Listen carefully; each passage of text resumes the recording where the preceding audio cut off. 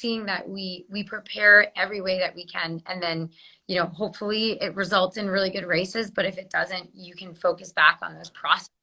Say, okay, what do we learn from this, and how do we carry that forward, right? So it's not just, you know, you win or you lose. It's you race hard and you learn from Right. it. And if I can, so you're a gold medalist, you world champion, you've achieved so many goals. How do you keep yourself going after those moments? Because you're building for this one moment in time, and that moment is realized, and then you're left with what?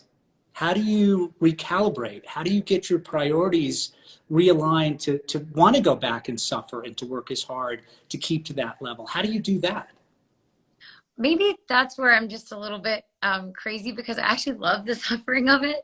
I Uh-huh. love the process of trying so hard every day. And I think that's what's so exciting, is because if you come into this sport, you know, with the goal being only a medal, I think you're going to be really disappointed, because the medal ceremony is amazing, but it lasts 10 minutes and then that's it. And you're not any happier for the rest of your life. Like, you don't get a free pass for the rest of your life. You still have to, like, be a good person and try so hard every feel like you've worked towards something. So I think for me, what keeps me coming back over and over is there's always something that I'm going to be working on. And there's always some element of technique, or, you know, the way I take the downhill in a race, where I'm just like, I want to do this like Michaela Schifrin on my skinny little country skis, you know, like there's something that I'm always working on, and I'm never going to feel like I've totally nailed it. And that's what's so cool about this sport. You're never going to feel like, I've checked everything off, now I'm perfect. Like, there's always something to work on, whether or not it's medals. And how do you translate that, all what you're learning through sport? You know, you've transcended your sport. You're in a whole different place. How does that affect you in your life? All the lessons that you've learned through competing, and how can we, as fans of the sport and, you know, amateur competitors and things like that, how do we apply that to our daily life? I guess what I've learned is to really be focused on that process. So Process is the product. yeah, because there's so many things in life where, whether it's like the job promotion or the person that you love, or you know, work, whatever it is, things that we have that we really want to achieve and that we really want to get, but focusing on the process and the path of getting them, and focusing on the hard work of working so, you know, inch by inch towards those goals. I think that's what keeps you going and keeps you satisfied and keeps you feeling like you really are progressing towards something. It's not just getting that one, you know, medal or that one race or the job promotion. It's the process of trying to be excellent in what you do. It makes you feel.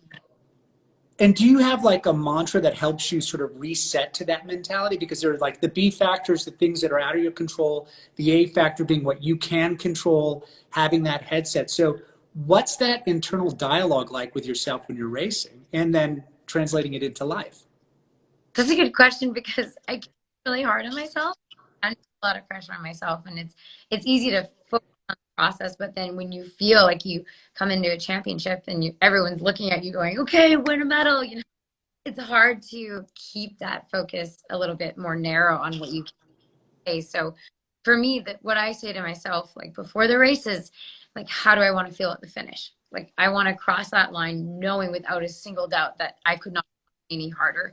And so in the race, when my body is kind of screaming at me, my lungs feel like they're on fire and my legs are totally flooded and I can't feel them anymore, I just keep thinking, like, how do I want to feel when I cross that finish line and look my teammates in the eye? And I want to know that I can look at them and say, I did what I possibly could.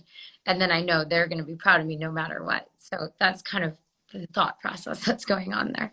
Right. And then now where are you getting inspiration right now? What are the things that are inspiring you?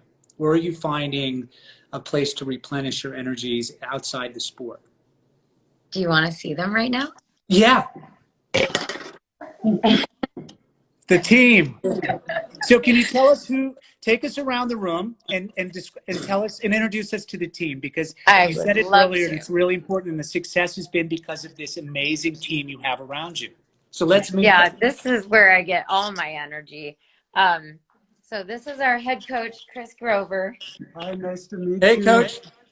You've And got he's our program director too. you've got a lot of fans, and my wife and my two daughters at home, so they're going to be thrilled that we're having a face-to-face right now.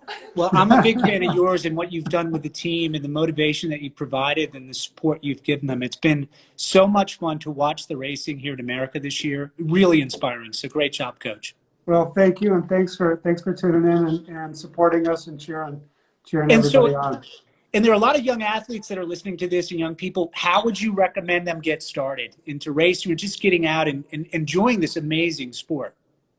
Yeah, I mean, the cool thing about our sport is it's so accessible. You know, it's just easy to, there's so many places in the U.S. with good snow. It's easy to get out there and just, and play in the snow. And so that's the first step, is having fun outdoors with your friends, playing on snow, and just taking advantage of the incredible winter weather that we have in the United States. So that's step one. And if you enjoy playing, then there's lots of steps beyond that to go to. And one more question for you. How proud are you of what you've achieved this year with the team and, you know, beating the Norwegians on their home soil and being in Europe and doing this, isn't it? It's a huge achievement. Yeah, we're really proud of the team. And of course, we're very proud that like the team has been able to stay healthy all season in really trying times, and to kind of take care of each other, to look out for each other, to have each other's backs. You know, if somebody's struggling a little bit, to support them. And we've, you know, been able to get through a season under trying times and have a lot of incredible results along the way. So we're close to the end, and it feels like the finish line is coming up. And what do you think, you know, what are we going to see for the ending here? Are you going to get the full season in, do you think? Or is it going to change, or is it day by day? Yeah, we're going to miss one of our last weekends of the year, but we are going to have a World Cup finals next year right outside of St. Moritz in the Engadin Valley, which is be a beautiful place to finish the season. And of course, you know, we're really looking forward to the fact that Jessie is going to be the first American woman to ever raise the overall FIS World Cup Crystal Globe for the overall woman. So we're excited to celebrate with her in a COVID respectable way. It's fantastic. All right, Jess, let's see who else is around. Let's see the rest of the team. Yeah. Let's meet everybody. So this is our volunteer physical therapist, Susanna. We got people coming in from a run outside, the boys relay team. All right, great. Don't you feel like you're part of the team now? You know what? It's so nice. Yeah. And, you know, being around the athletes is always inspiring. And to see what you've achieved and to watch the racing has been really exciting. Really great competition. So exciting. And if people haven't watched any of these races, you need to start watching now, because it is exhilarating. And you're keeping them physically healthy and safe and working through all their pain. Yeah, for sure. And I have the physiotherapy scissors that we cut the suits with. that was our work. Yeah. And this is Julia Kern. She's been my roommate all season long. Hello. Great to see you. Kaylee Swervel. Pleasure. And Sadie Mulvey Bjornsson. How are you? Can I see all three of you in there? Oh, there we go. There you are. And how are you guys holding up this year? You feeling good? Yeah, for sure. It's been a really exciting year. Yeah, and like, how did you guys get into it? You know, when did it start? And then being on the team, what does that mean to you? Well, I started originally alpine skiing, and then I just got sick of getting freezing cold riding up the chairlift. So I figure you might as well ski up the hill instead. So I was hooked. I'm in it for the warmth, and it's been super warm this week, so Yeah, that's for I guess sure. I'm succeeding. And then, Awesome. Sorry. Yeah, go ahead. Who else is there? Oh boy, we got our team doc, Heather Chickanowski. Hello. Hi We there. have Tom Horrocks, our media guy. I think you've met him. Yes. We have Scott Patterson, just skied in the relay today. How was that? Relay. Also, David Norris, another leg of the relay. We have Hunter Wonders, amazing Alaskan prodigy. Another one of those here with Gus Schumacher, who skied the anchor leg of the men's relay today. And Ben Ogden, who had an incredible classic sprint here. Great. Hey, that's a great segue into the different types of disciplines. Jess, can you start to talk about that, like the classic and the skating and how that came about so people get a better understanding? Yeah, for sure. So the sport started with classic skiing, which is what most people think of when they think of cross country skiing. It's that kind of long strides, and it kind of looks like maybe you're running. Um, but then with Bill Koch coming around, he's our American hero, the first Right. of many. And they started changing the way we ski, and they started going, wow, it's faster if you move your V like you do on ice skates or rollerblades. And so now we have two distinctly different techniques, which is so cool because it's sort of like swimming, if you're good at the butterfly and the backstroke. That's a little bit like with cross country skiing. Like you have to be good at two totally different techniques. And then we have different distances on top of that. So you have a sprint that might take 2.5 minutes, all the way up to, for the men, a 50-kilometer race.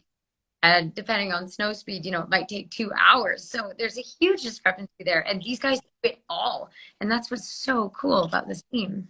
And then you do both races where you have a classic ski and then you go to the new ski and make basically a pit stop where you have to change out your equipment. Exactly. Yeah. The skiathlon is so crazy because you come into the pits and people are changing out their skis, changing out their poles, boots that aren't great for either technique, but somehow work just enough in the middle. So I feel like that's one of the most exciting events to watch just because it's so different and you can see who excels at which technique. Yeah, and the chaos in that, all of it is really quite fun to get into. Can we get into so some other things that are really close to you? I'd love to talk about Emily's program a little bit. And if you want to bring us up to speed on that, how you came about embracing that program and how it's made an impact in your life and so many other people. Yeah, thanks for asking about that. When I was 18 years old, I struggled with an eating disorder. I was diagnosed with bulimia, and it was something that I didn't really understand. I had seen, in my 8th grade health class, the video on eating disorders, and I didn't thought about them. And I assumed it was a behavioral problem and that it was my fault and that I was just a bad kid for not being strong enough to just take care of my body. And it was really destroying me. And my parents encouraged me to make a call and get help at a treatment center called Emily program. And they're nationwide. And the one I went to was in the Twin Cities in Minnesota. And it absolutely saved my life, literally, but also in all the ways that also matter because I learned how to take care of myself and value myself and stop trying to be perfect all the time. And I learned that I could just be me and that was going to be enough. And so I started to let go of the really rigid grip that I had on rules about food in order to actually take care of myself and save my career. And so I know that this is something that a lot of athletes are extremely susceptible to, but also just the general population.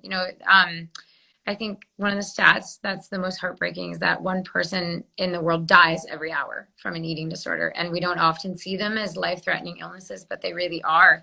And we don't often see them as a mental health issue. We see them as like, a skinny teenage girl problem, but it's so much bigger than that. It affects everyone, regardless of race or gender or size. And so it was really important to me after the 2018 Olympics, I realized I had a much bigger platform. And I just found myself sitting there going, I have to do something with this. Like, I can't end my career and look back and realize, like, I didn't do anything that mattered when I had the chance and when I had the time.